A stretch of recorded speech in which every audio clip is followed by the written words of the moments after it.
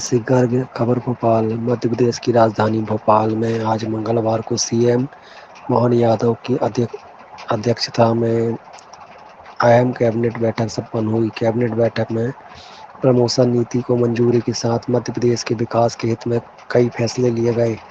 इसी के साथ राज्य के 4 लाख से अधिक सरकारी अधिकारी और कर्मचारियों का प्रमोशन का भी रास्ता साफ हो गया है। अनुसूचित जाति के लिए 16% आरक्षण का प्रावधान है, वो भी इस प्रमोशन में हमने पूरी तरीके से ध्यान रखा है। उच्चतम न्यायालय और उच्च न्यायालय के जितने भी आदेश थे, चाहे वो एम नागराज का हो, जनरल सिंह का हो, आर के सभरवाल का, इन सारे प्रकरणों की हमारे विधि विभाग से पूरी जानकारी लेकर वो प्रमोशन में किसी प्रकार की कहीं पर भी विधिक तकलीफ नहीं आए, इस बात में ध्यान रखते हुए हमने पूरी प्रमोशन की नीति बनाई है। अनुसूचित जाति और अनुसूचित जनजाति के लोक सेवकों को भी मेरिट के आधार पर पदोन्नति प्राप्त करने का अवसर दिया गया है। वर्तमान वर्ष में आगामी वर्ष की रिक्तियों के लिए पदोन्नति समिति की बैठक कर चयन सूची बनाने का प्रावधान किया गया है, अर्थात अग्रिम डीपीसी के प्रावधान भी किए गए हैं। ये बहुत महत्वपूर्ण हिस्सा है कि अग्रिम डीपीसी के प्रावधान भी अब प्रारंभ हो गए हैं। पदोन्नति के सूत्र में वरिष्ठता का पर्याप्त ध्यान रखा गया है। वरिष्ठ लोक सेवकों में से मेरिट के अनुसार न्यूनतम अंक लाने वाले लोक सेवक पदोन्नति हेतु पात्र होंगे। प्रथम श्रेणी के लोक सेवकों के लिए मेरिट कम सीनियरिटी के प्रावधान किया गया है। पदोन्नति के सूत्र में कार्यदक्षता को प्रोत्साहित किया जाना लक्षित है। पदोन्नति के लिए अपात्रता का स्पष्ट निर्धारण किया गया है। किन परिस्थितियों में कोई लोक सेवक अपात्र होगा एवं दंड का क्या प्रभाव होगा, यह स्पष्ट रूप से उल्लेख किया गया है। कई बार हम लिफाफे में बंद करके इसको प्रमोशन को रोक देते हैं, तो कौन कौन से कारणों से लिफाफे बंद होंगे, इसको हमने बहुत स्पष्ट किया है। किसी भी विभागीय पदोन्नति समिति के संदर्भ में निर्णय के पुनर्विलोकन हेतु एक रिव्यू डीपीसी की बैठक आयोजित किए जाने के लिए स्पष्ट प्रावधान किए गए हैं। नवीन पदोन्नति नियमों में परिभ्रमण की व्यवस्था समाप्त की गई है, जिससे पदोन्नति हेतु अधिक से अधिक लोग लाभान्वित हो सकेंगे। पदोन्नति समिति को शासकीय सेवक की उपयुक्तता निर्धारण करने का अधिकार दिया गया है।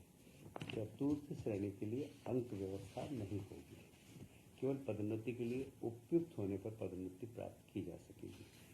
सरकारी सेवा के लिए किसी वर्ष में की गई आंशिक सेवा को भी पूर्ण वर्ष की सेवा पदोन्नति के लिए उपयुक्त। यदि वर्ष में एक भाग की सेवा भी की गई पूर्ण वर्ष की गई सेवा माना जाए। यदि किसी वर्ष में 6 माह के गोपनीय प्रतिवेदन उपलब्ध है तो उसे पूर्ण वर्ष के लिए मान्य किया जाएगा। कई बार ये जो यदि किसी वर्ष में 6 माह की गोपनीय सीआर को लेकर कई बार यदि किसी वर्ष में 6 माह की गोपनीय सीआर को लेकर यदि गोपनीय प्रतिवेदन उपलब्ध नहीं होने के कारण किसी भी तरीके से पदोन्नति प्राप्त होने पर अप्रत्याशित यदि गोपनीय प्रतिवेदन उपलब्ध नहीं होने के कारण इसे भरे जाने का स्पष्ट प्रावधान किया गया है। ये भी इस प्रकार की अप्रत्याशित यदि गोपनीय प्रतिवेदन यहाँ पर अप्रत्याशित भरे जाते हैं, सूची शिक्षा सूची से भरे जाने का प्रावधान है। कचेरी पर भेजे गए शासकीय सेवक जो आगामी वर्ष अर्थात पदोन्नति वर्ष में उपलब्ध नहीं होंगे तो तब के विरुद्ध पदोन्नति का प्रावधान किया गया है। कई बार बाहर भेज देते हैं दूसरे उसमें उसका पद रिक्त हो जाता है, वहाँ पर हम पदोन्नति कर सकेंगे। कई बार गोपनीय प्रतिवेदन बाहर विशेष प्रतिवेदन एनआरसी नो रिपोर्ट सर्टिफिकेट सक्षम स्तर पर स्वतंत्र अवकाश हर ग्रहण प्रशिक्षण कारण है।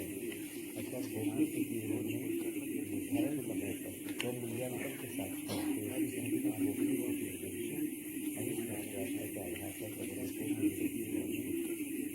विभागीय पदोन्नति केवल कारण बताओ सूचना पत्र के आधार पर संघ विकास की कार्रवाई नहीं की जाएगी। बहुत महत्वपूर्ण आपने देखा होगा कि लोगों के कारण बताओ नोटिस के तो उसकी वजह से कितने होती है दोनों लिफाफों 4 साल 5 साल 6 साल अभी इसमें रिटायरमेंट के बाद इसका लिफाफा देना, रिटायरमेंट के बाद ये सब प्रकार की वहाँ किसी भी योग्य आरक्षण पदों की जमीन दुकान में रहकर भरे जा सकेंगे। इस तरह की व्यवस्था लगभग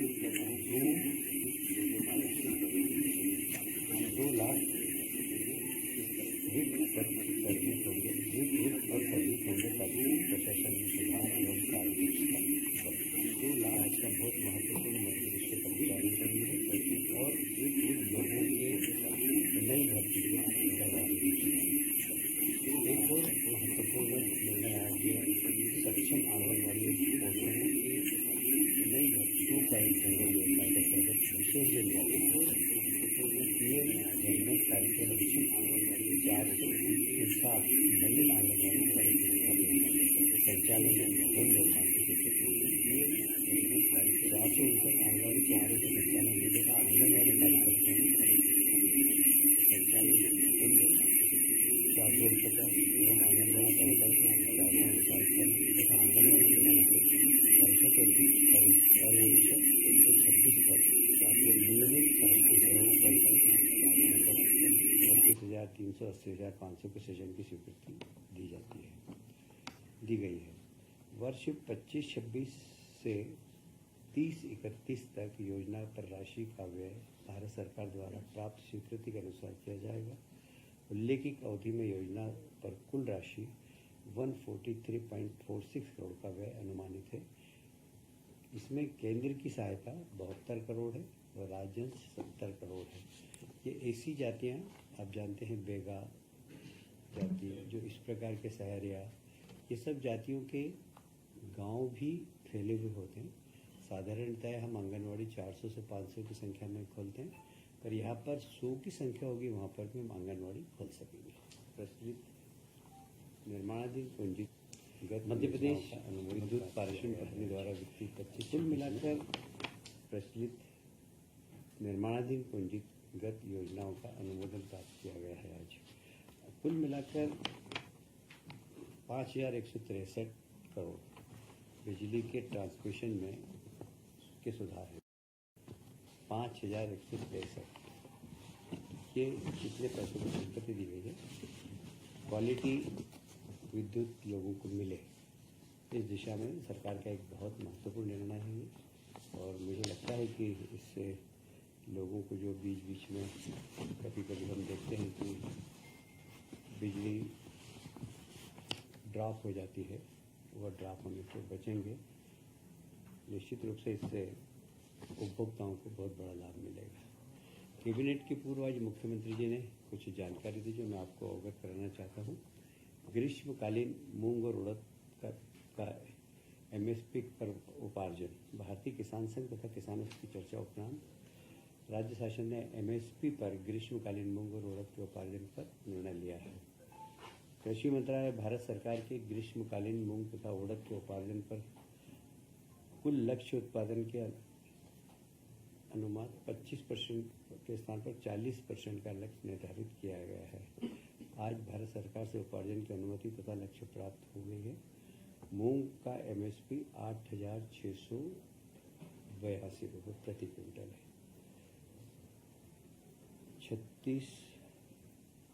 36 मूंग उत्पादक जिलों में किया जाना प्रस्तावित है। उड़द एमएसपी 7,400 प्रति क्विंटल है।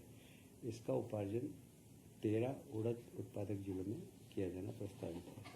पंजीयन 19 जून से 6 जुलाई तक तथा उपार्जन 7 जुलाई से 6 अगस्त तक किया जाएगा।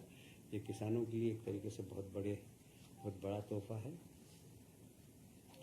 निवेश के तारतम्य में विभिन्न आयोजन राज्य सरकार ने हमेशा किए हैं। आप सभी जानते हैं कि हमारे मुख्यमंत्री जी ने पूरे प्रदेश में निवेशाश दिशा में बहुत काम किया है।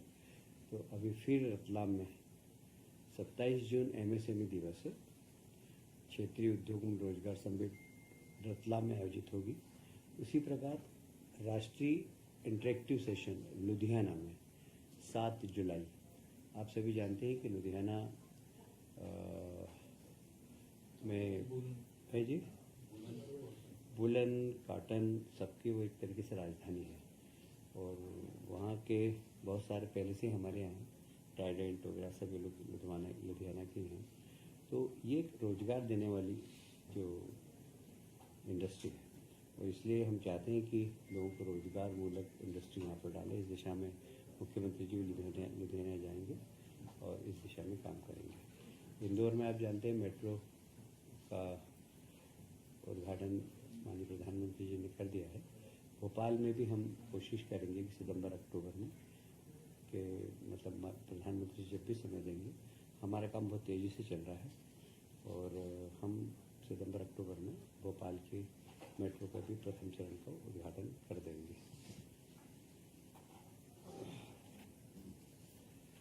इस बार रक्षाबंधन पर फिर हम 250 रुपये का अतिरिक्त भुगतान हमारी बहनों को करेंगे। लगभग 1,27,00,000 लाडली बहनों को 1250 के अतिरिक्त 250 रुपये और देंगे। यह निश्चित रूप से हमारी लाडली बहनाओं के प्रति जो मुख्यमंत्री जी का अटैचमेंट है। और वैसे ही 21 जून को अंतर्राष्ट्रीय योग दिवस है। अंतर्राष्ट्रीय योग दिवस आप सभी जानते हैं कि प्रधानमंत्री जी ने लगभग 100 से ज़्यादा देशों में अंतर्राष्ट्रीय योग दिवस मनता है। मैं इसको फिर दोहराऊंगा। पहले ही मैंने आपसे कहा था कि पूरी दुनिया के अंदर योग के मास्टर ट्रेनर भारत से जाकर रोजगार प्राप्त कर रहे हैं और बहुत सारे विदेशी ट्रेनिंग लेने इंडिया आ रहे हैं। इंदौर में एक ट्रेनिंग सेंटर है, मैं भी वहाँ उनके समापन में गया था। तो 50 लोगों ने 1 साल की ट्रेनिंग ली, उसमें से 36 विदेशी लोग थे, मलेशिया, जर्मनी। तो मतलब विदेशों में योग का बड़ा ज़बरदस्त माहौल है और इसीलिए अंतर्राष्ट्रीय योग दिवस पर मध्य प्रदेश सरकार हर ज़िले में, और हम कोशिश कर रहे हैं कि हर जनप्रतिनिधि अपने अपने क्षेत्र में, विधायक अपने क्षेत्र में करें, पार्षद अपने क्षेत्र में करें, सरपंच अपने क्षेत्र में करें, इसकी हम कोशिश करेंगे। और अनेक स्थानों पर योग दिवस के कार्यक्रम होंगे। माननीय प्रधानमंत्री जी विशाखापट्टनम आंध्र प्रदेश से स्वयं लाइव आएंगे और मध्य प्रदेश से माननीय मोहन जी यादव। इस सारे ही कार्यक्रम में हम कोशिश करेंगे जहाँ बड़े बड़े मध्य प्रदेश में कार्यक्रम हों, माननीय मुख्यमंत्री जी को भी सुन सकें और प्रधानमंत्री जी को भी सुन सकें। एक और मैं आपको सूचना देते हुए बड़ा गौरवान्वित महसूस कर रहा हूँ अपने आप को कि पर्यटन की दृष्टि से मध्य प्रदेश में 19.6% पर्यटकों की बढ़ोतरी हुई है इस वर्ष। 2024 में लगभग 13,41,00,000 पर्यटक मध्य प्रदेश में आए थे और 2023 की तुलना में 19.6% अधिक है। 24 में 1,67,000 पर्यटक मध्य प्रदेश में आए। विदेशी पर्यटकों की भी संख्या हमारे यहाँ बहुत बड़ी है और विशेषकर हमारे जितने भी वन क्षेत्र है, क्या बोलते हैं उसको,